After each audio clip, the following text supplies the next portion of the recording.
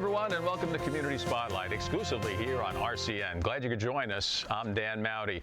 I'm reporting here from our RCN studio. We are very thankful to have our guests via Zoom, as it is mid-May right now. And our focus in the spotlight today is Parkettes Gymnastics Training Center, Allentown, Pennsylvania, the home to many an Olympian, many a national scholarship winner, and many national team memberships as well. We're very happy to have with us someone who has been there from the start, one of the co-founders and co-owners, along with her husband, Bill. This is Donna Strauss. Donna, welcome to Community Spotlight. Thank you. Great to be there. Such a great story you have for Parkettes. 50 years plus, running strong. You've really enveloped the growth of the sport of gymnastics here in the United States of America. Tell us a little bit about the heritage of gymnastics here through Parkettes. Well, you know, this is our 52nd year, and we have lots of stories to tell. We actually should write a book because it's very interesting how the history evolved. Very, very difficult. In the past, the equipment was very crude. The training was very harsh in those days at the top level. Right now, I think coaches are so compassionate and trying to take care of their gymnasts in all aspects. In the past, it was very, very difficult. You spent a lot of hours, and you didn't have the safetiness of what we have today. So today, I think our sport is just one of the best, and it gives children such a well-rounded experience of life that they have to follow their dreams, and they learn to work hard and go after what they want. Even when they fall down, they know to get back up again and try harder, and they don't get discouraged. So they have life skills that will be with them their entire experience. Absolutely, and friendships as well, and great guidance through the Parkettes program. These are trying times. Gymnastics is not an easy sport, but it's also kind of a specialized sport in that there are apparatus involved, and the need of a gym is great when it comes to gymnastics. How are you and others at Parkettes dealing with the pandemic? Well, we are keeping our kids in good condition. They're working out at a variety of places, running up hills and going to parks that have trails to fast walk, run, and also conditioning areas to do chin-ups, leg lifts, et cetera, et cetera. And we're trying to keep the mentalities focused to being very positive. But it's a difficult time for these youngsters. They have no school except viral, et cetera, so they don't have that relationship with their classmates. Outside the gym, they're getting together with one another and doing their conditioning activities, et cetera. So we're trying to keep them in good condition that coming back to where they need to go is going to be a little bit easier. Absolutely. I guess conditioning is a huge part of what they do on a regular basis. It breaks my heart to know that there are some kids who were close and had their heart set on doing very well at junior nationals, at national championships, and of course this being an Olympic year. It's especially difficult, I think, for women gymnasts because the career at the elite level is not as great as it is in other sports. That's true. You know, I feel bad for all the kids at all levels because most of them lost their state competition, regional competition, and then nationals. And at the elite level, they lost all the training camps as well as the championships of USA. We have two seniors that were very disappointed. It's hard to move on. Some of the kids don't want to leave the program. They're not ready to go off to college. And now this year they feel that they didn't have a completion. They didn't have a finality to it. And they didn't know that was coming, so they weren't prepared for it. So it's been very difficult for some of them. So we're trying to do some special things for them. It's just something that 52 years, we've never had to deal with the situation that we're all going through today. Absolutely. And by pointing out the women's sport, the length of time you can stay at the elite level seems to be shorter than most others. As far as the kids that you have served over the years, your programs start as early as 1 year old. So it's not just elite athletes that are challenged by this. There are a lot more people that want to be back at Parkett's gym. That's very true. We start 1 to 3 year old is our You and Me kid program, where the parent comes in with their youngster, and you'll be amazed to see what they're able to do. And it's all agility. They learn at a very young age how to bounce on that trampoline, go into the foam pit. They walk across a very low balance beam, but it gives them the very basic fundamental skills for physical activity. And each year I'm amazed at how much they progress at that area.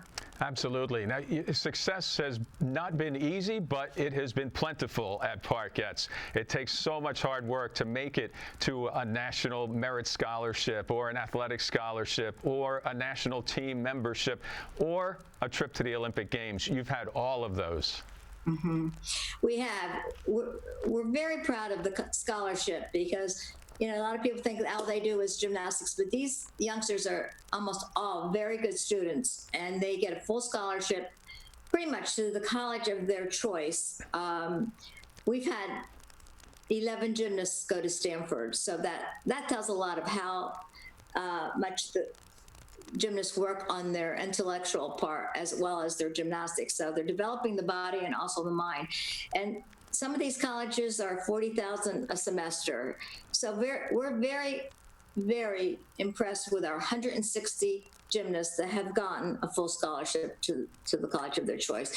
It's probably the top program in the country for gymnasts getting scholarships. Absolutely. And when we talk about the Olympics, there's Jody Yoakum, Hope Spivey, Nicole Pechanik, Elizabeth Price, and I'm guessing one that's especially near and dear to your heart, only because she's from Penn Argyl, Kristen Maloney.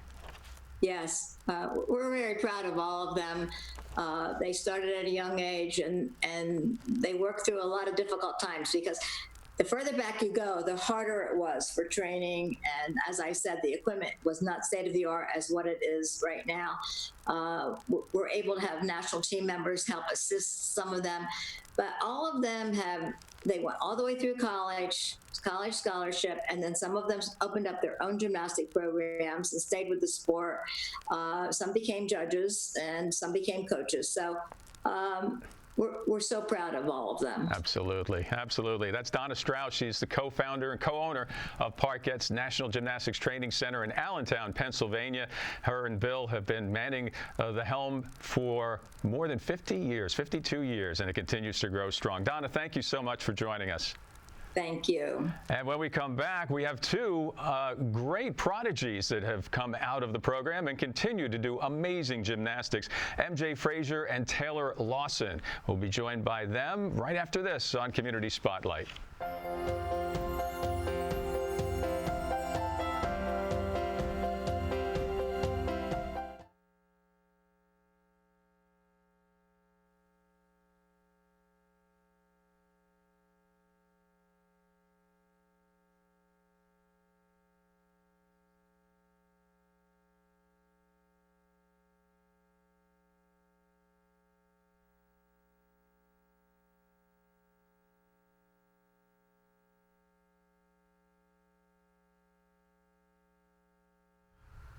And you're back with us here on Community Spotlight. Glad you could join us. Our focus is on gymnastics, national gymnastics, and specifically Parkett's. And you can find out more about this great program in Allentown, Pennsylvania at parkettes.com.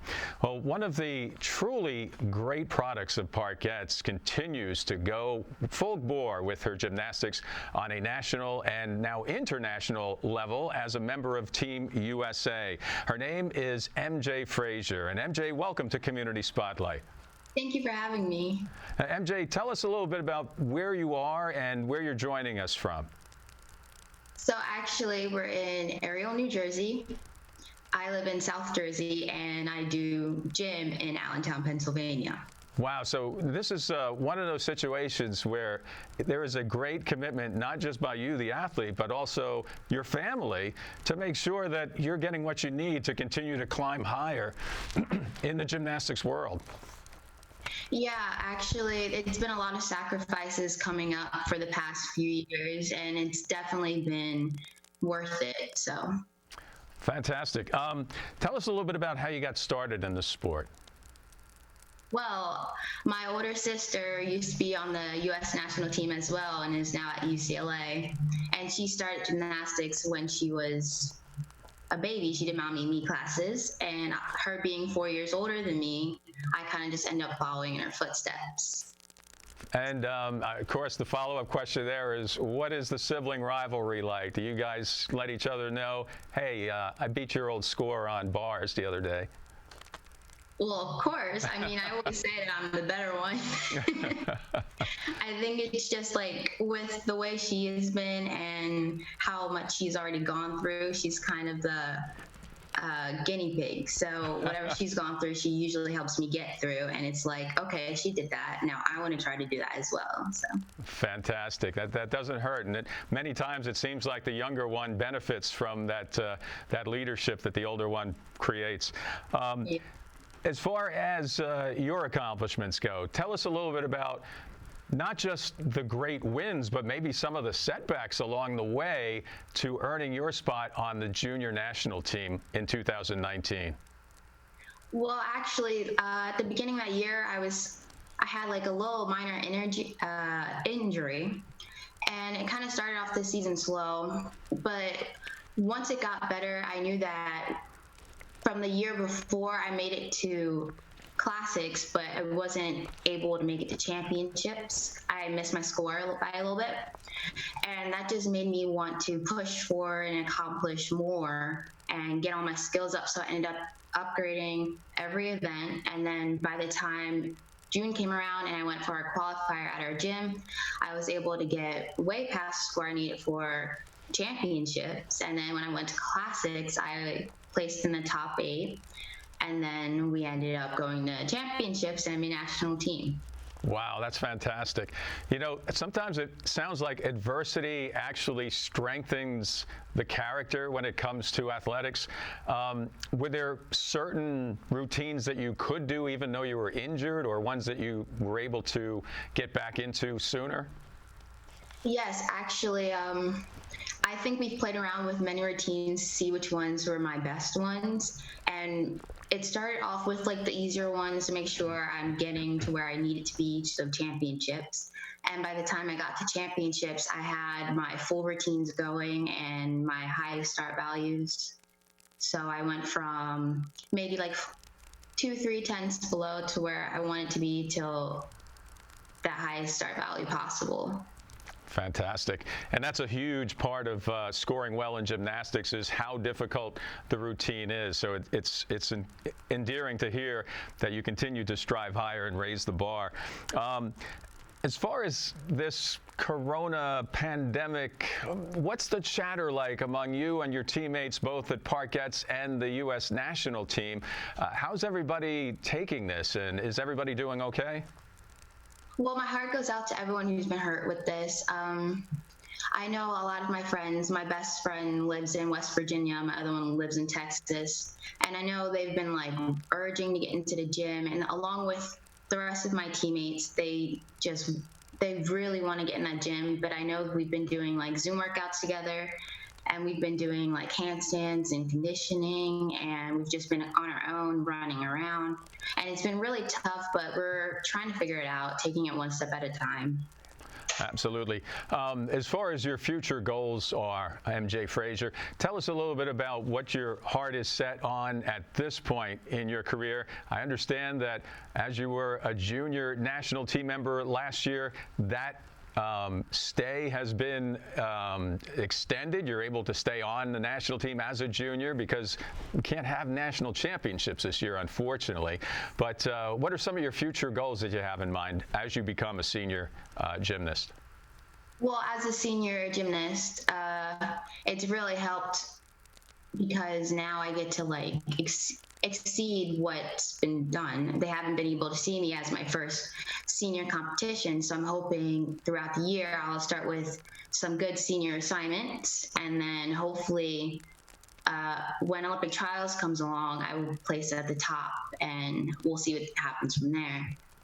Fantastic. So in some ways, it does offer, I guess, another year to develop for a potential, not just national team membership, but also a shot at the Olympic trials, which are now slated for 2021.